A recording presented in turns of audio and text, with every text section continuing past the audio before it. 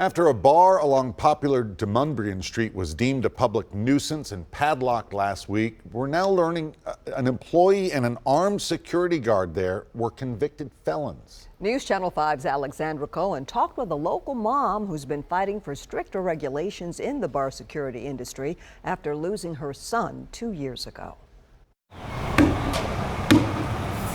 The 3000 Bar Nashville has been padlocked for being a public nuisance. The sound of gunfire in the area had people who frequent Demonbreun on edge.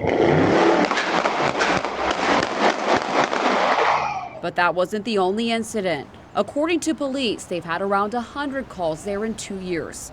One of those calls was a fatal shooting, and another was a stray bullet that hit a person in their apartment. We've got to try to cut out some of that violence downtown. It's really bad. Tammy Barrett has been advocating for stricter regulations on bar security guards. This comes after her son Dallas Barrett died by asphyxiation after a scuffle with bar security on Broadway.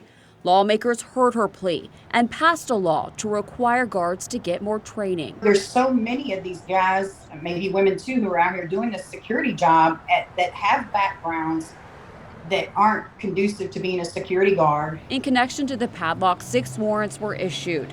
2 of the unlicensed armed guards have turned themselves in, and 4 are still at large. An armed guard and another employee were convicted felons. They shouldn't have guns in the first place. So Tammy is glad that investigators took action. I hope it continues to happen. If they can't follow the rules, they're not any different than from me or anyone else. If you break the rules, then you need to pay the price. And Tammy tells me her main fear is that there's more unlicensed guards working at bars in the area. But hopefully this will be an example that if you continue to do this, they are going to enforce the rule. Reporting in Nashville, Alexandra Cohen, News Channel 5. Thanks, Alexander. The bar's case, we're told, has been continued in court. In addition, a complaint has been filed with the Department of Commerce and Insurance regarding that security company that the bar used. This is a developing story, and we'll follow it closely.